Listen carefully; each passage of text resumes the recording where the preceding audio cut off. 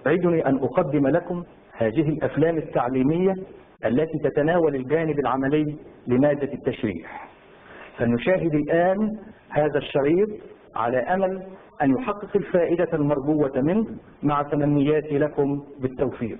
يقول الله تعالى: وقل اعملوا فسيرى الله عملكم ورسوله والمؤمنون. صدق الله العظيم.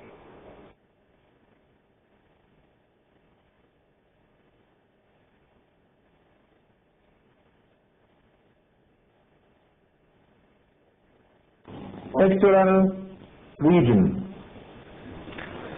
This is the pectoralis major muscle.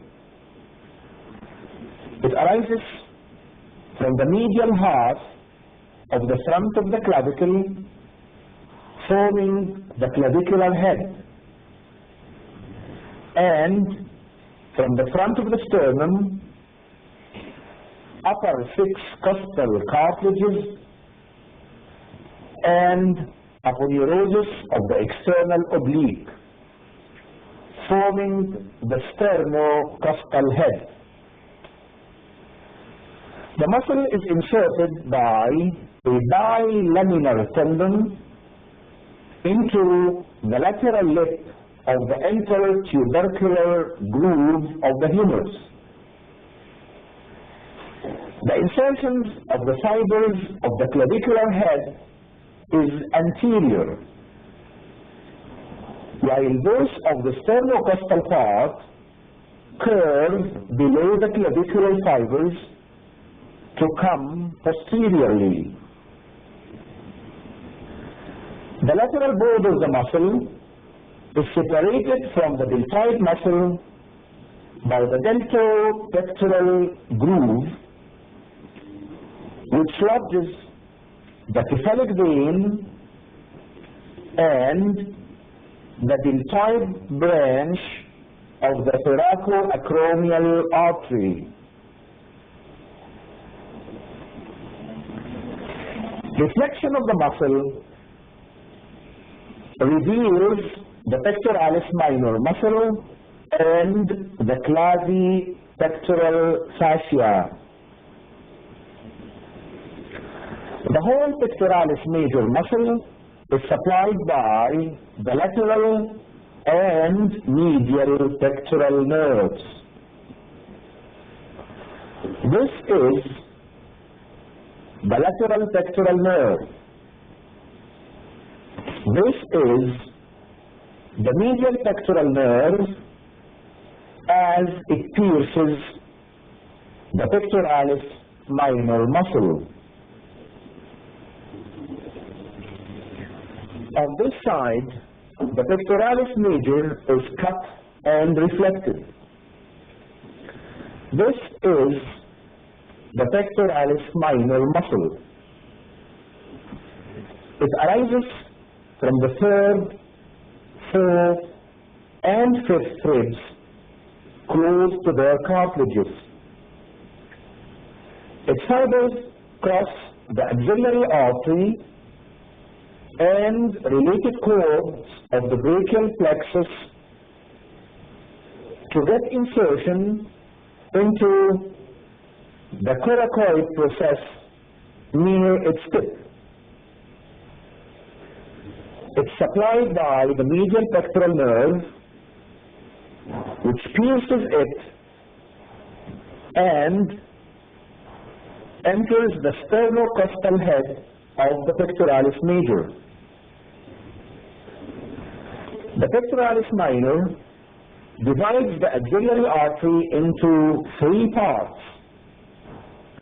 The first part above the muscle, the second part deep to the muscle, and the third part below the muscle.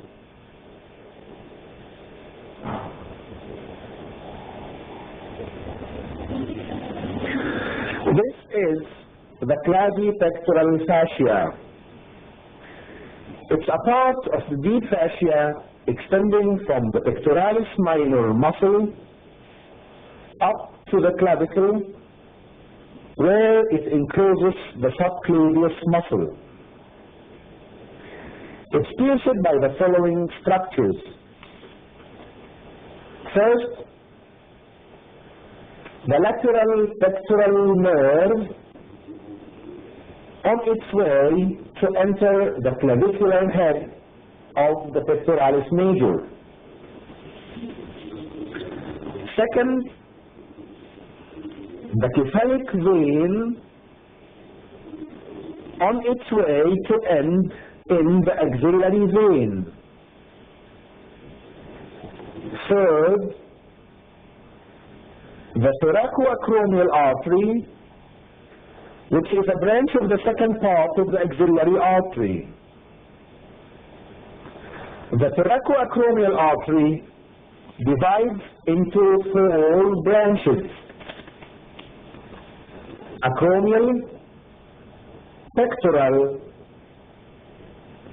clavicular, and deltoid branches.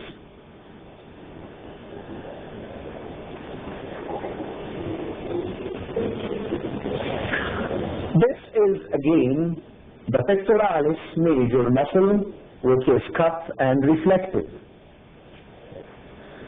Notice that the insertion of the muscle covers the intertubercular groove within which lies the long head of the biceps. Notice also that at its sternocostal origin, the muscle is pierced by the perforating arteries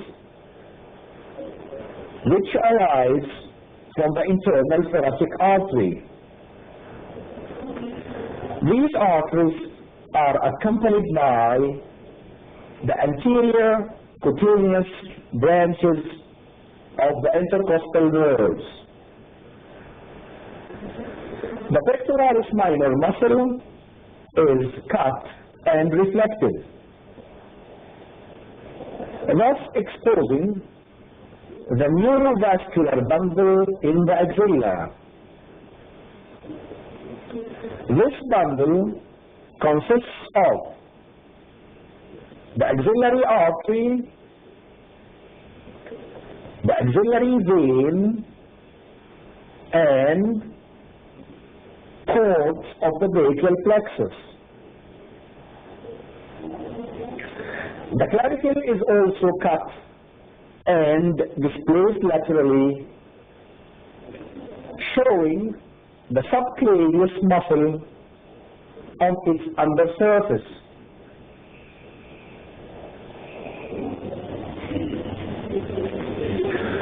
This is the axilla or armpit.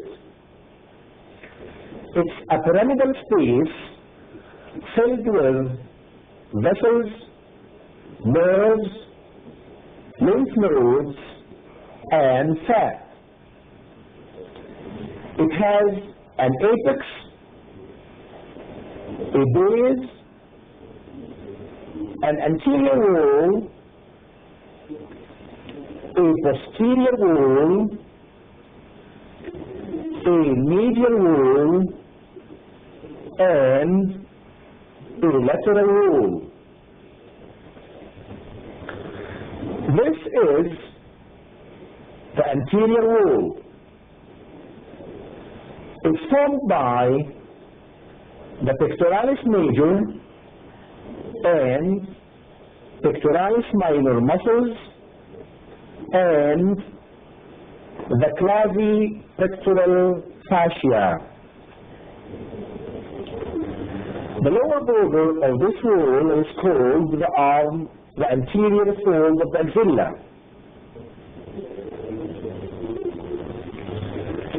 This is the posterior wall. It's formed by the subscapularis, latissimus dorsi, and teres major muscles. Notice that the latissimus dorsi has a triple relation to the teres major. It lies first posterior, then below, then anterior to the teres major at their insertions into the humerus. Notice also the tendinous nature of this part of the latissimus dorsi as compared to the fleshy nature of the teres major muscle. The teres major and the latissimus dorsi together form the posterior fold of the axilla. This fold reaches to a lower level than the anterior fold. The medial wall of the axilla is formed by the upper 5 digitations of the serratus anterior muscle, which arise from the upper rib. This is the long thoracic nerve running vertically on the surface of the muscle, nearly in the spine. The serratus anterior covers the related intercostal spaces with their intercostal muscles. The lateral wall is narrower than the medial wall. It's formed by the upper part of the shaft of the humerus with the related coracobrachialis and short head of biceps muscles. The base of the axilla is directed downwards and is formed by the axillary fascia.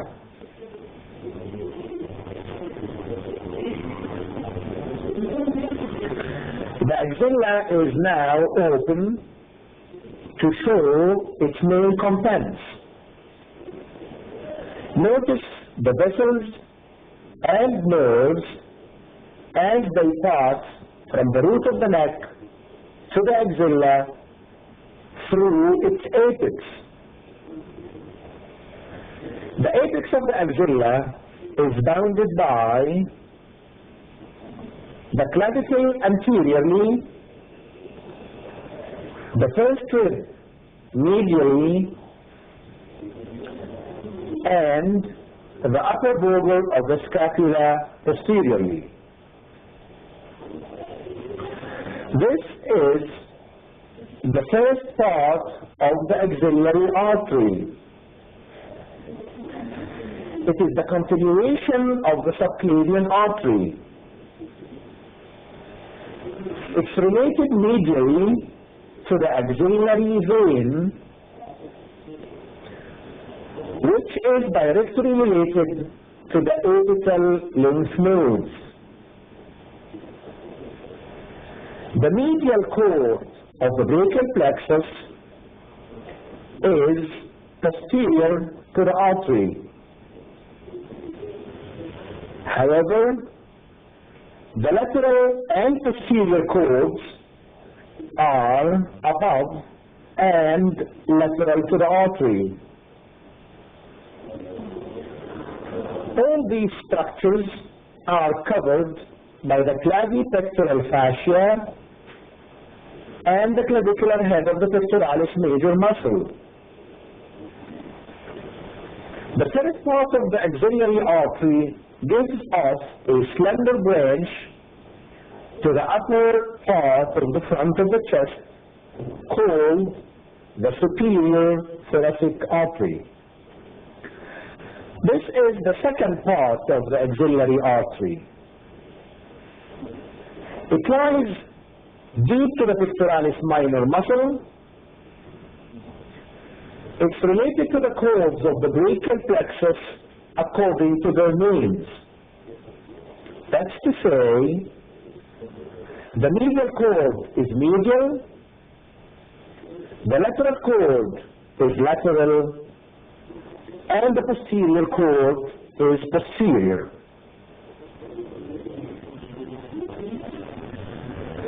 The artery and the surrounding nerves lie on the subscapularis muscle just medial to the coracoid process.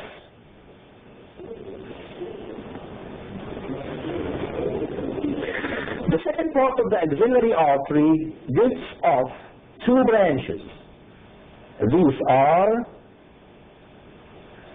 the thoracoacromial artery, which pierces the clavipectoral fascia just above the pectoralis minor muscle, and the lateral thoracic artery, which runs downwards on the side of the chest along the lower border of the pectoralis minor muscle, and is one of the main arteries supplying the breast.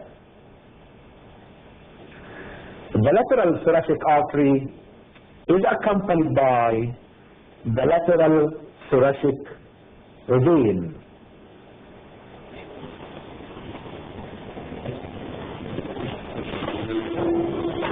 This is the third part of the axillary artery.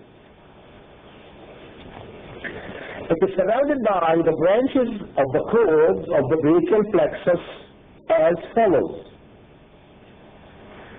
Laterally, the artery is related to the musculocutaneous nerve and the lateral root of the median nerve.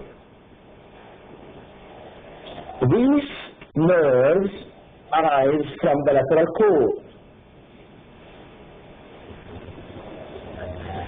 Medially, the artery is related to the axillary vein, from which it is separated by the ulnar nerve and the medial cutaneous nerve of the forearm.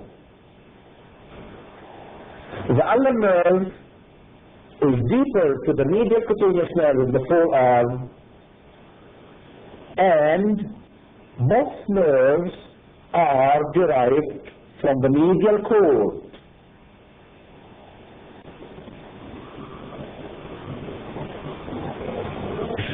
Posteriorly, the artery is related to the axillary and radial nerves, which are branches of the posterior cord.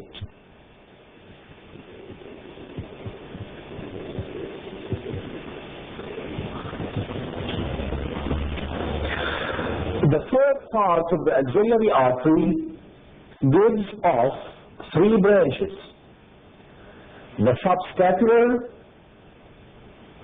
the posterior circumflex humeral, and the anterior circumflex humeral. In this specimen, the three arteries arise about the same level.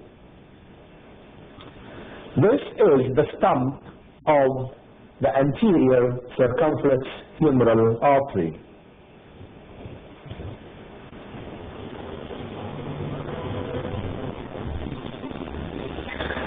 Now, the branches of the cords of the brachial plexus are to be traced in the axilla and arm one by one.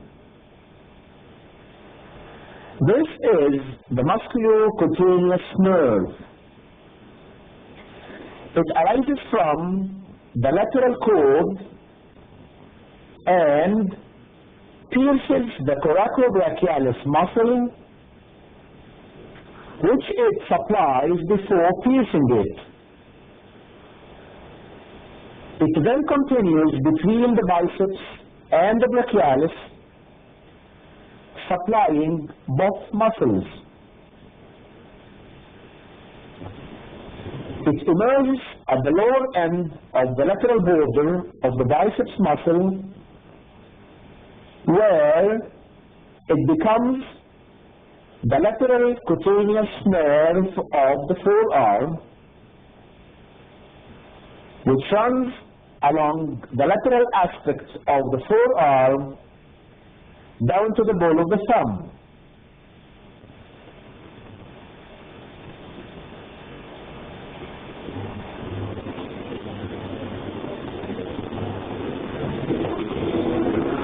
This is the median nerve.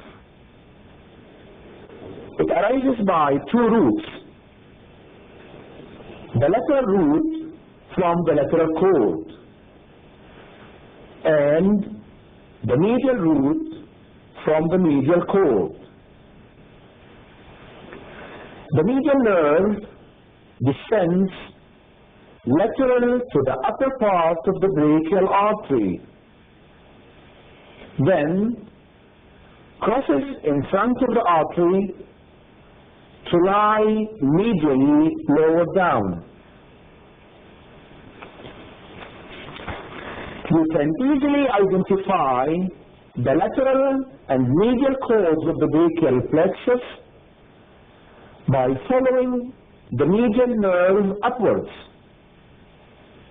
Its lateral root is a guide to the lateral cord, and its medial root is a guide to the medial cord. This is the medial cutaneous nerve of the forearm. It arises from the medial cord, superficial to the ulnar nerve, and descends towards the medial epicondyle and continues on the medial side of the forearm.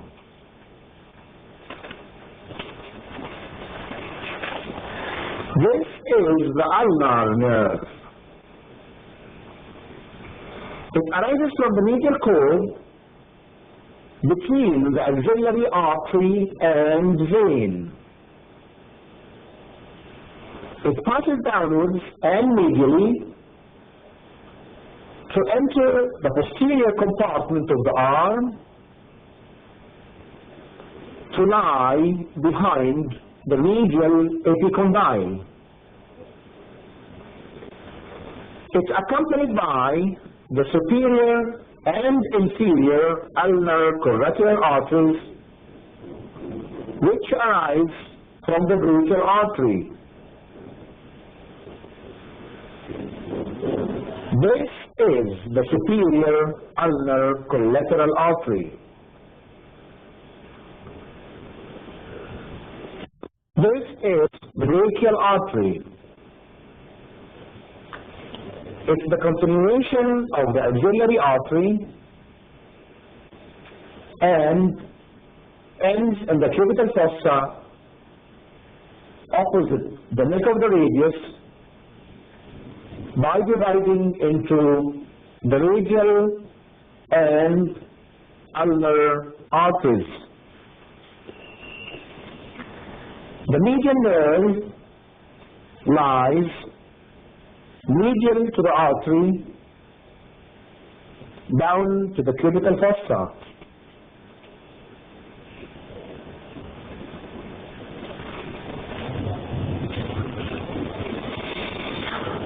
Now we shall display the posterior cord and its branches, which are the upper and lower subscapular, the thoracodorsal, the axillary, and the radial nerves. This is the upper subscapular nerve. It enters the upper part of the subscapularis muscle. This is the lower subscapular nerve. It enters the lower part of the subscapularis and supplies also the teres major muscle. This is the thoracodorsal nerve, or the nerve to the latissimus dorsi. It descends along with the continuation of the subscapular artery to enter the latissimus dorsi. This is the subscapular artery, which is a branch of the third part of the axillary artery. This is the axillary nerve. It enters the quadrangular space accompanied by the posterior circumflex humeral artery. Both structures wind round the surgical neck of the humerus to end in the deep surface of the deltoid muscle. This is the radial nerve. It is the thickest and the longest of all branches. It descends in front of the subscapularis muscle and the tendons of the latissimus dorsi and teres major muscles to enter the spiral groove. In the spiral groove, it's accompanied by the profunda brachii artery, which is a branch of the uppermost part of the brachial artery. Note that the radial nerve gives off two branches in the axilla. One muscular branch to the long head of the triceps muscle, and one cutaneous branch, which is the posterior cutaneous nerve of the arm. This is the deltoid muscle.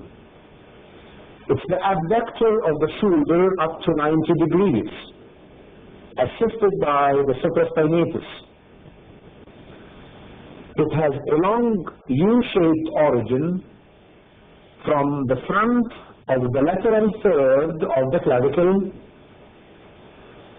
the outer border of the acromion, and the lower border of the spine of the scapula. It's inserted into the deltoid tuberosity in the middle of the arm. The muscle is reflected downwards towards its insertion to show the surgical neck and the upper end of the humerus. The axillary nerve and accompanying posterior circumflex humeral artery are seen on the deep surface of the muscle.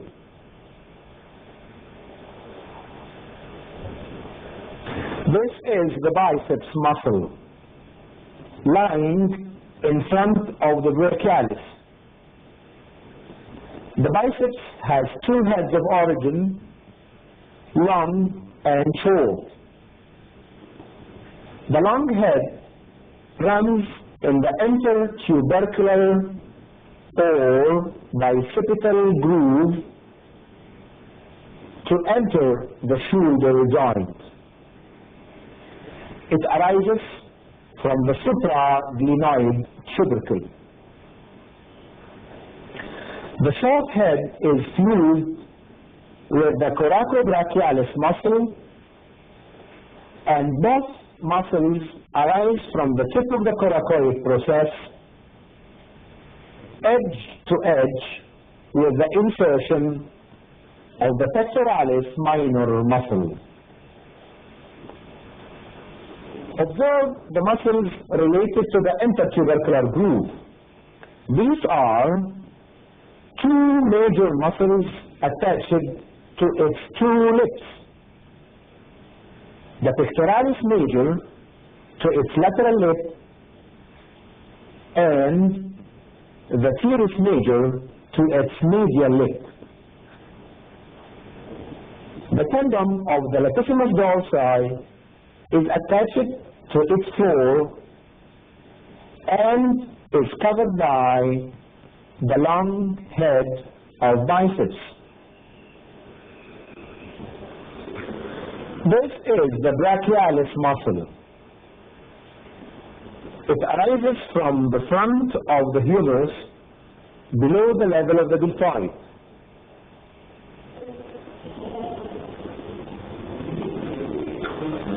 This is the back.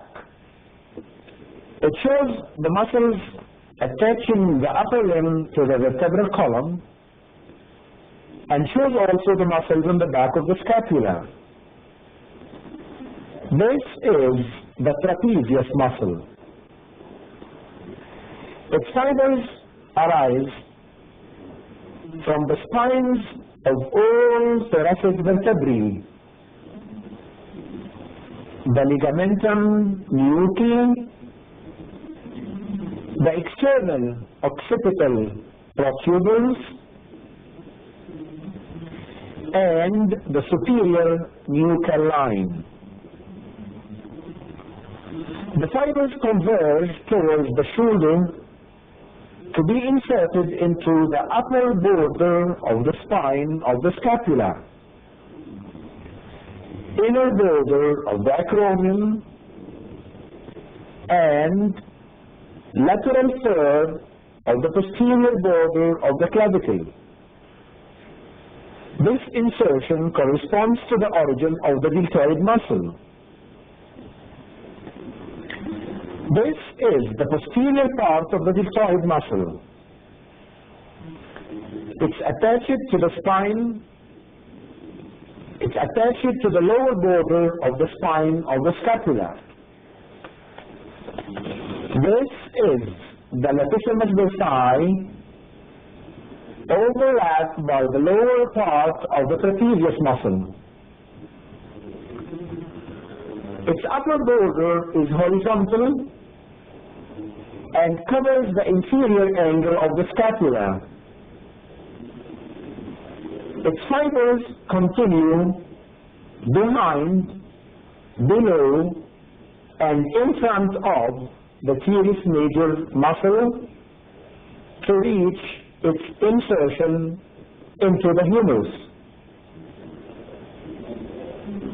Observe the triangle of auscultation, which is bounded by the trapezius muscle medially, the medial border of the scapula laterally, and the upper border of the latissimus dorsi below. In the floor of this triangle, you can see the rhomboidus major muscle.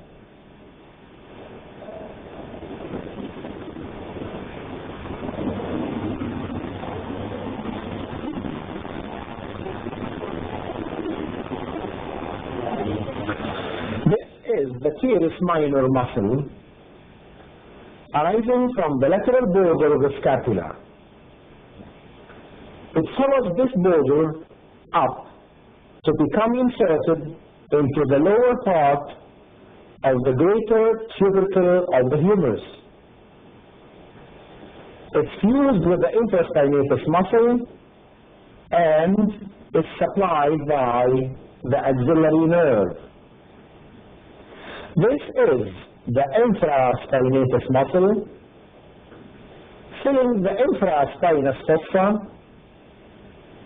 It's inserted into the greater tubercle of the humerus.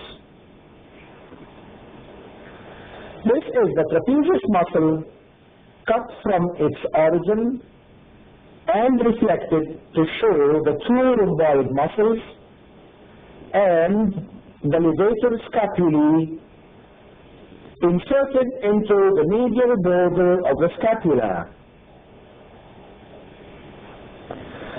The rhomboid is inserted into the medial border from the root of the spine down to the inferior angle of the scapula. The rhomboides minor is inserted opposite the root of the spine. The levator scapulae is inserted in the border from the root of the spine up to the superior angle. This is the supraspinatus muscle, which fills the supraspinous fossa. It's inserted into the top of the greater tubercle of the humerus. Observe the strong, deep fascia covering the muscle. This is the suprascapular nerve, which arises from the upper trunk of the brachial plexus and enters the supraspinous fossa deep to the suprascapular ligament. That's to say, through the suprascapular notch. The suprascapular nerve supplies both supraspinatus and infraspinatus muscles. Note that the suprascapular vessels run above the suprascapular ligament.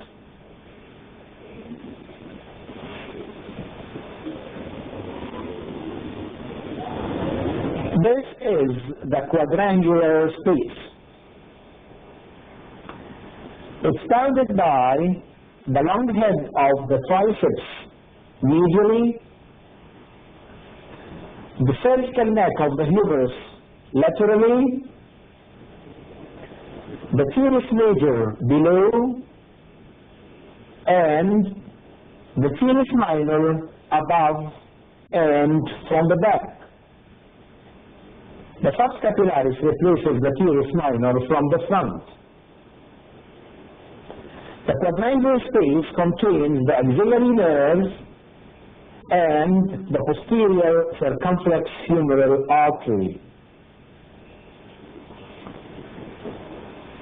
This is the triangular space.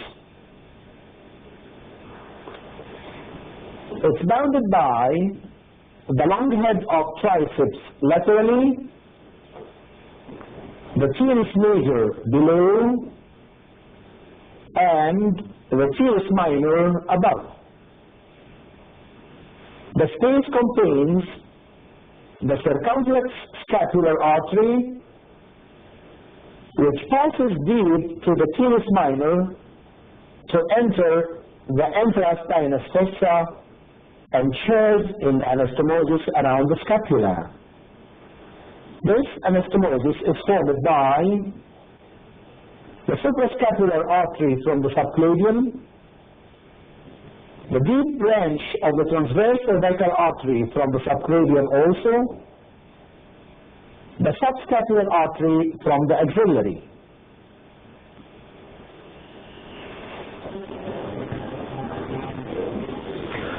This is the back of the arm. It shows only one muscle with three heads, which is the triceps muscle. This is the long head of the triceps, extending up to the infraglenoid tubercle from which it arises. It lies medial to the lateral head, which is cut to expose the spiral groove and its contents, namely the radial nerve and the profunda brachii artery. The lateral head is attached to the back of the humerus just above the spiral groove. This is the medial head attached to the back of the humerus below the spiral groove. The medial head of the triceps corresponds to the brachialis muscle on the front of the humerus.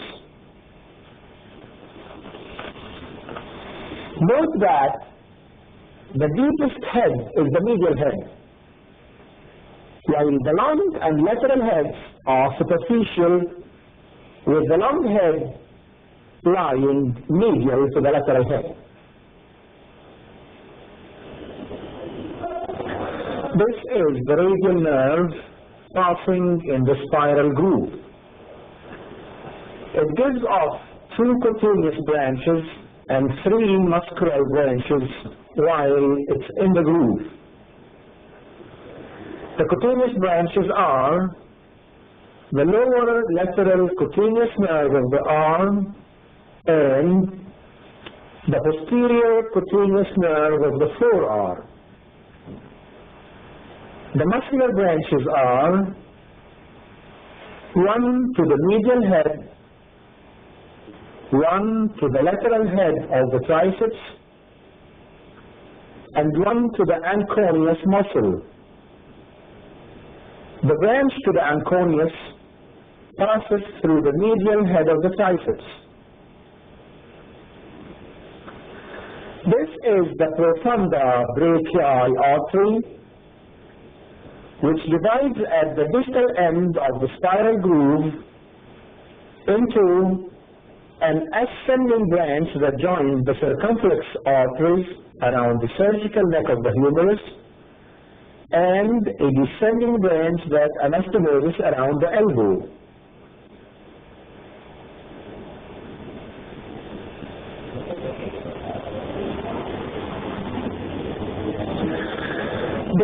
The radial nerve after it leaves the spiral groove and pierces the lateral intermuscular septum. It passes between the brachialis medially and both the brachioradialis and extensor carpi radialis longus laterally. Here it supplies these 3 muscles. The course of the radial nerve in the lower part of the lateral side of the arm should not be confused with the musculocutaneous nerve as it emerges between the biceps and the brachialis muscles. The radial nerve comes from behind the brachialis, while the musculocutaneous nerve is in front of it.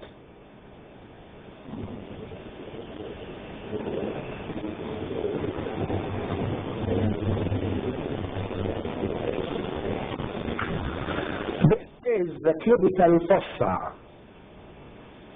It's bounded by the brachioradialis muscle laterally and the pronator teres muscle medially. Its base is a line passing across the 2 epicondyles. The fossa contains the tendon of the biceps. It's inserted into the radial tuberosity. The termination of the brachial artery. It divides into the radial and ulnar arteries in the fossa. The brachial artery lies medial to the tendon of the biceps muscle. The median nerve. It lies medial to the brachial artery. The floor of the fossa is formed by the brachialis and supinator muscles. The brachialis is inserted into the coronoid tuberosity of the ulna.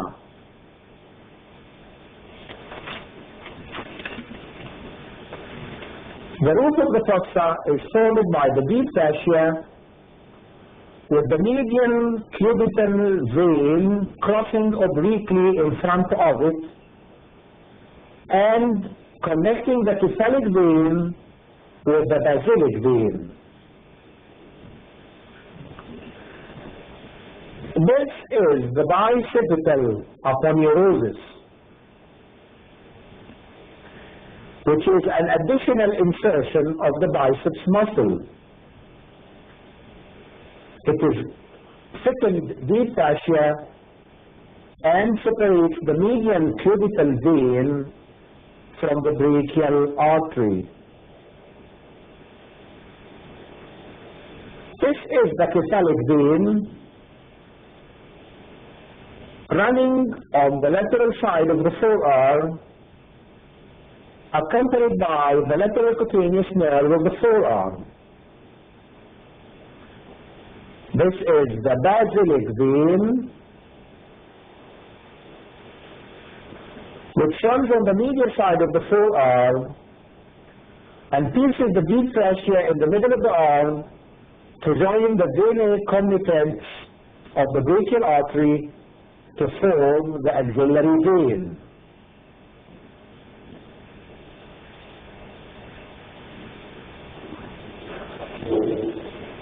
This is the flexor or ventral aspect of the forearm. It consists of two groups of muscles, a superficial and a deep, with the medial and ulnar nerves passing between the two groups. The superficial group consists of 5 muscles that have a common flexor origin from the front of the spine and radiate towards their insertion downwards. The most lateral muscle of this group is the pronator teres. It has a superficial head and a deep head between which the median nerve passes.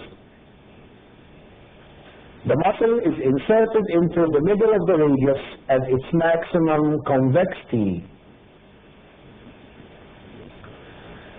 This is the flexor carpi radialis.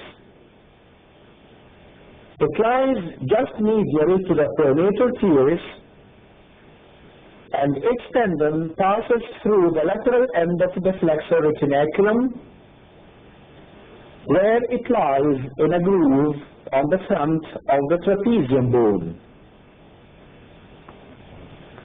The tendon is inserted into the front of the bases of the second and third metacarpal bones. In the lower part of the forearm, the muscle is medial to the radial artery and lateral to the tendon of the palmaris longus muscle. This is the palmaris longus muscle. It crosses superficial to the flexor retinaculum to get insertion into the apex of the palmar aponeurosis. This is the palmar aponeurosis. This is the flexor carpi ulnaris muscle. It runs on the medial aspect of the forearm and is inserted below into the pisiform bone and through a ligament to the base of the fifth metacarpal bone. The ulnar nerve leaves the arm by passing vertically deep to the muscle. The muscle is attached by an aponeurosis to the posterior border of the ulna.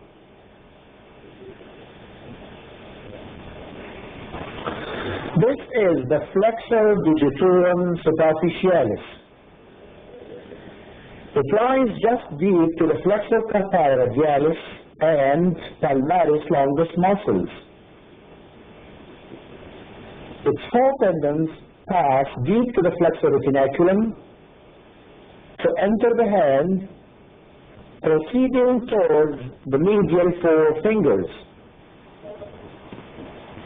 Each tendon runs together with the tendon of the flexor digitorum profundus within a tunnel formed by the bones of the finger and the fibrous flexor sheath.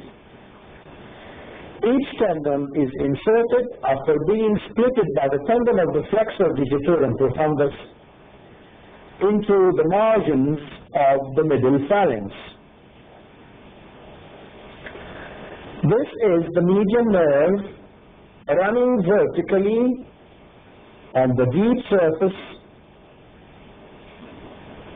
of the flexor digitorum superficialis.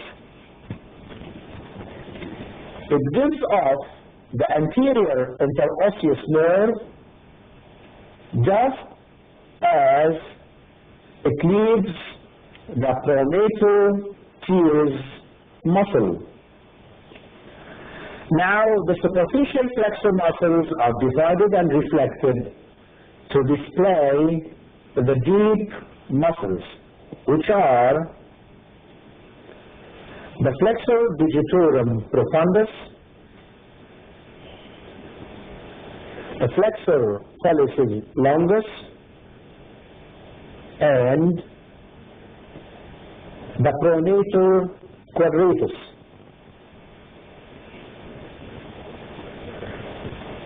The median nerve is seen accompanied by a slender artery called the median artery, which is a branch of the anterior interosseous artery.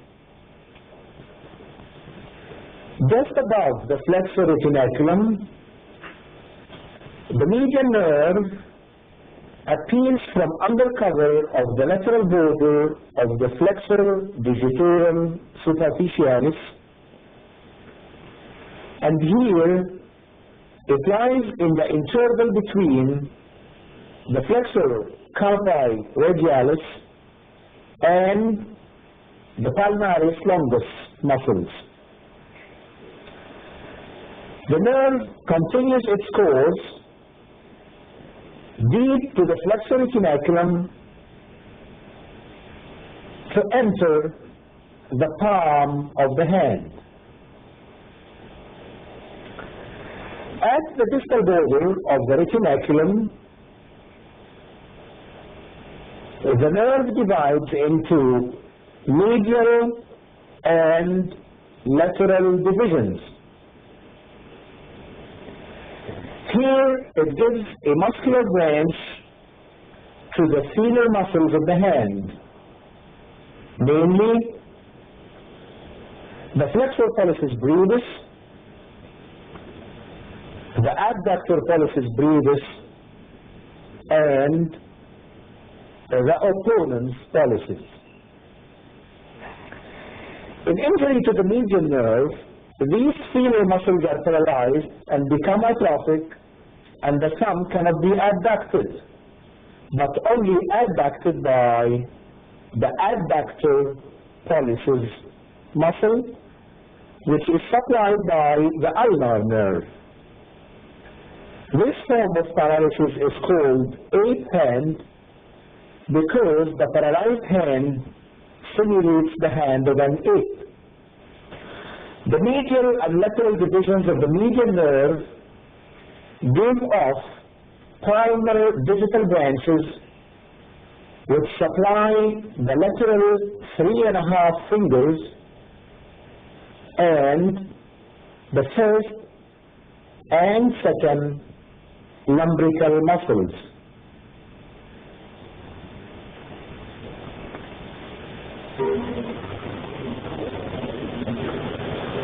This is the anterior interosseous nerve.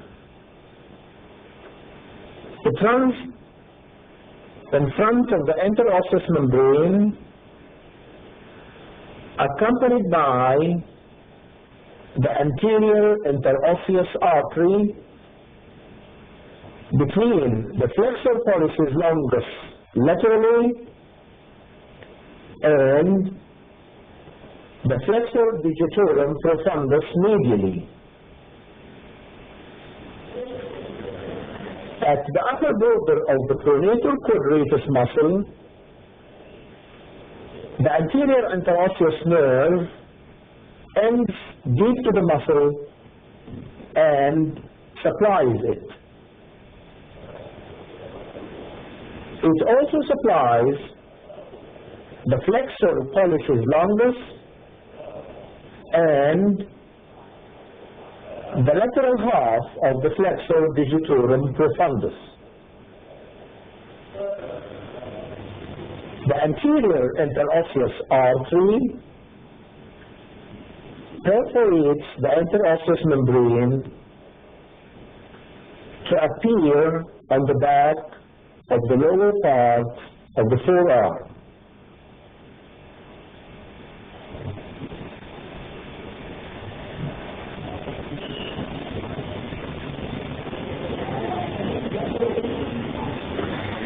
Notice that the pronatal teeth lies edge to edge with the upper border of the flexor digitorum superficialis. Notice also that the flexor digitorum superficialis arises by a humero-ulnar head and a radial head. The radial head arises from the front of the radius, edge to edge with the supinatal muscle. This radial head separates the supinator from the flexor pollicis longus. Well, this was the end of the part 1 of the anatomy of the AlAiny. I hope we'll see you again on part 2. Thank you and goodbye.